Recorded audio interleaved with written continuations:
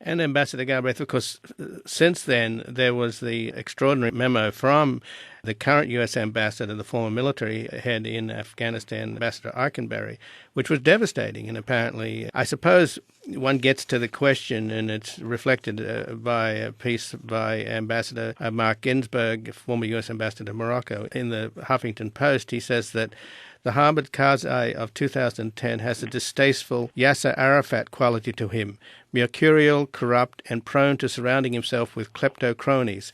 Karzai's vanity is legendary, right up there in the league with the likes of Arafat and similar pseudo-dictators. So is it really a personality problem or even perhaps a psychological problem we're dealing with here rather than a political problem? Well, or both? Certainly I think there's a psychological and personality issue. It's an open secret that the diplomats in Kabul have real questions about Karzai's mental health. He's emotional. He's prone to tirades. What we saw this last week in public is the Karzai that people see in private.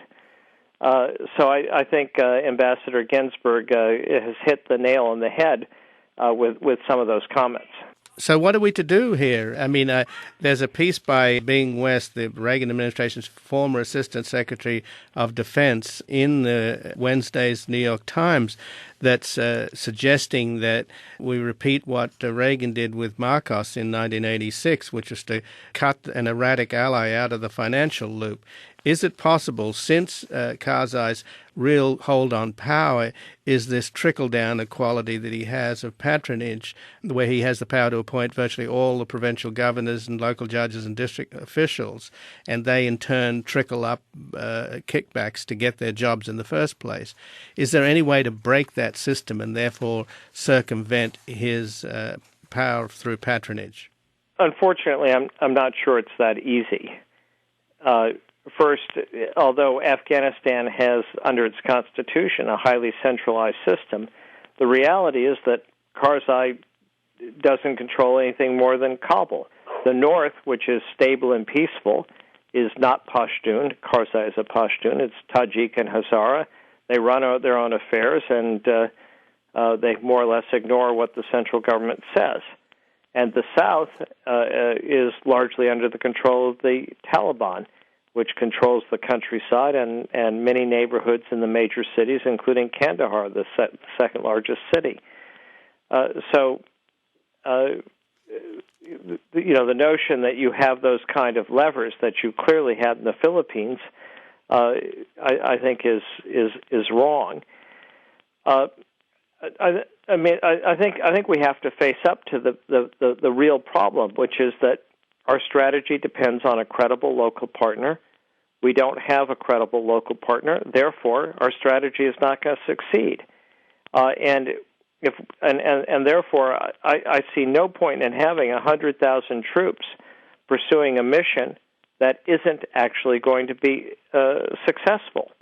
I think it's a huge waste of military resources that we might use elsewhere to deal with other national security problems. And I also think, frankly, it's immoral to send young men and women into a fight that actually can't be won, because the element of success in counterinsurgency does depend on a local partner. Perhaps to illustrate it, we had in recent months an offensive in Helmand province in southern Afghanistan. We've been advertising one in Kandahar province. But in both of these offensives, what happens is U.S. troops go in to an area that had been controlled by the Taliban. By and large, the Taliban don't fight. They may leave a lot of explosive devices behind, but they disappear. They don't wear uniforms. They simply go back to their villages or they go someplace else. So we can secure the area. But then what? We need to have an Afghan army that can provide security. Otherwise, we're there forever. We need an Afghan police that can provide law and order. And most important, we need an Afghan government that can provide honest administration and win the loyalty of the population. None of those elements are there, and we aren't even close when it comes to having an honest Afghan government or a credible police force. And Ambassador Galbraith, what about the notion of at least having an Afghan military and a police force that could fill the vacuum following the president's pledge to get out in 2011 or to begin withdrawal in 2011? Is there a possibility that the U.S. could leave behind a kind of Pakistan model for Afghanistan? In other words, an army that has a country rather than a country that has an army? Well, the Afghan army is making some progress, but a credible Afghan army is not sufficient. The rest of it is non-existent. We now are spending 6 weeks to train an Afghan policeman, but the recruits that we have, 80% of them are illiterate. The training some of it is on very basic stuff like hygiene, and then a great deal of it is on self-defense, because 10% of the policemen in the south of Afghanistan get killed every year. And so at the end of 6 weeks, you have someone who's actually not trained to be a policeman at all. And this is not a problem that's easily solvable. If we spend a year or two to train a policeman, and this is done in many Western countries, at the end of it, we might have somebody who could read or write. We might have someone who could be trained as a policeman, but he wouldn't go work as a policeman because he would be too well qualified and he could find a better, safer job. So even if we didn't have to deal with a corrupt, ineffective, and illegitimate government, the task ahead of us would be very difficult.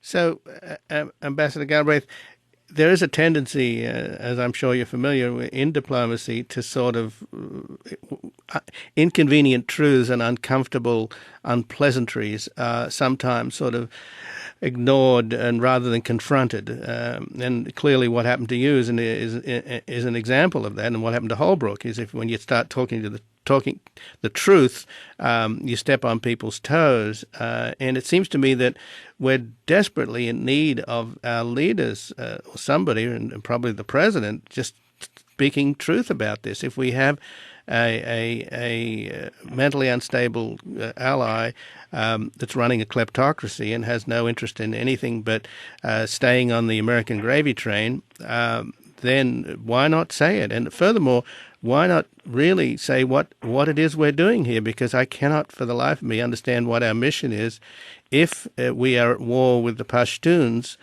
in order to eliminate a few hundred al-Qaeda in the country next door. On the surface, that makes no sense. Well, I think you raise a lot of very valid points. The difficulty is that, and I think these very much weighed on the president's mind. He was under enormous pressure from both his military and his foreign policy advisors to approve the surge, but clearly he himself had doubts.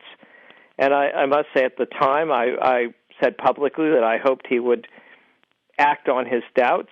I hoped he would do what John F. Kennedy did when faced with recommendations from the Democratic foreign policy types and the military to double the number of troops in Vietnam, and from 16,000 to 32,000, and to convert their mission from advisory to combat. Kennedy resisted all of that. Unfortunately, Obama didn't resist the pressure. But yes, I think at this stage he ought to talk straight to the American people, say, look, the mission that I thought we could accomplish, we can't accomplish. We don't have a credible partner. And as you rightly point out, the consequences are not going to be all that disastrous.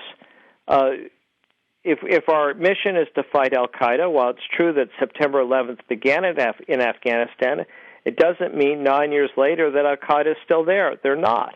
They're across the border in Pakistan. And if we're really concerned about al-Qaeda, there are several countries, maybe even more, where al-Qaeda is far more present, and we don't have troops there. Yemen and Somalia are two examples. And the other point is that while this is a war we can't win, it's also a war we're not going to lose. The Taliban are an entirely Pashtun movement. The Pashtuns, as you know, are 45% of Afghanistan, meaning 55% are from groups totally opposed to the Pashtuns. They can control the south, but they can't take Kabul, and they can't take the north. So they can't win, and without a credible partner, we can't win. And frankly, I think we have other uses for our troops. Well, Ambassador Galbraith, I thank you so much for joining us here today in Los Angeles and for giving us some of your personal experience here, which has really clarified a lot for our audience, I'm sure, and we're grateful. And it's always a pleasure to talk to you, and I hope we talk again soon. Thank you. Bye-bye. Goodbye.